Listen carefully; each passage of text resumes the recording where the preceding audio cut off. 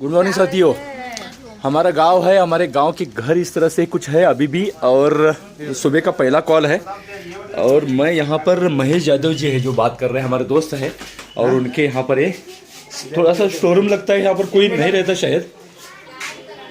कोण बघितलं सापाला? म्हणजे इथंच इथंच बघितलं, आवाज येत होता सापाचा सापाचा, भास भूस आवाज येत होता।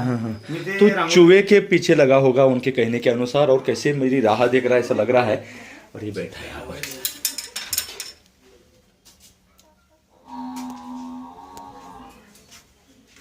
ये देखिए। और इसने ये चूहा खाया होगा, लंबा सा मोटा दिख रहा है बीच में, तो ये इसने चूहा खाया होगा। सुबह के लगभग 8:30 बज रहे हैं दोस्तों।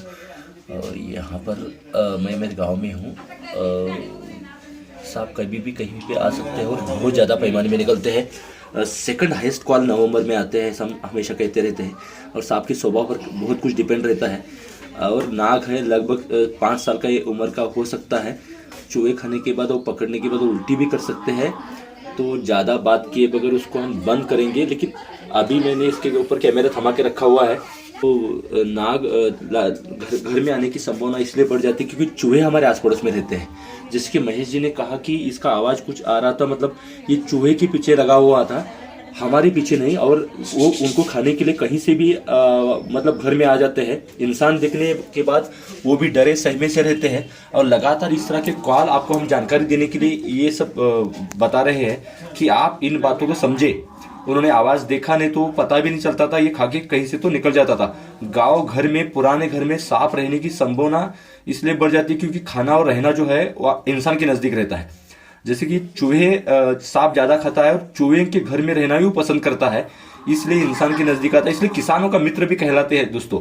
इसका जहर हमको मारने के लिए काम आता है, वो मारने के लिए नहीं दिया गया है, बल्कि अपनी सुरक्षा के लिए वो हमें ये करते हैं। लेकिन काटने के बाद जो जहर निकालने के लिए एंटी स्नेक वेनम दिया जाता है, वो भी सांप के जहर से बनता है।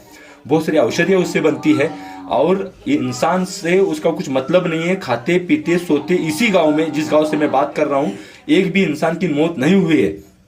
तो इन बातों को पॉजिटिव लेना जरूरी है। अभी इन्होंने देखा, हम आके उसको रेस्क्यू कर रहे हैं।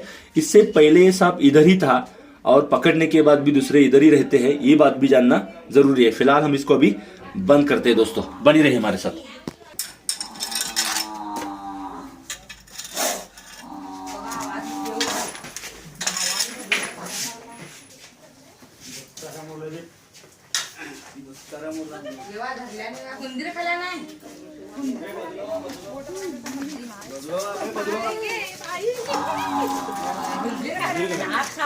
म्हणून ते ग बसलाय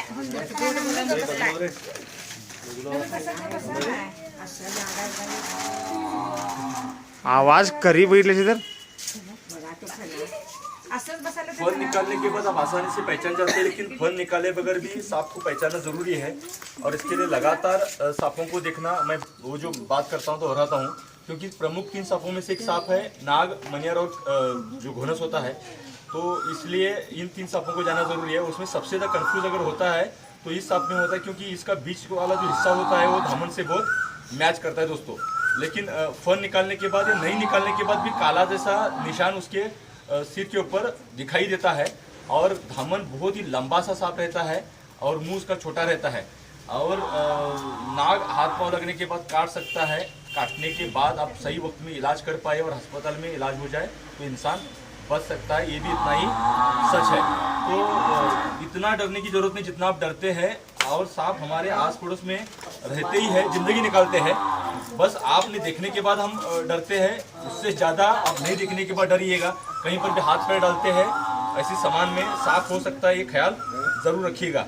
फिलहाल इसने कुछ खाया है, उम्मीद करते कि वो उल्टी ना करे, इसलिए उसको जल्दी अभी बंद करते हैं दोस्तों।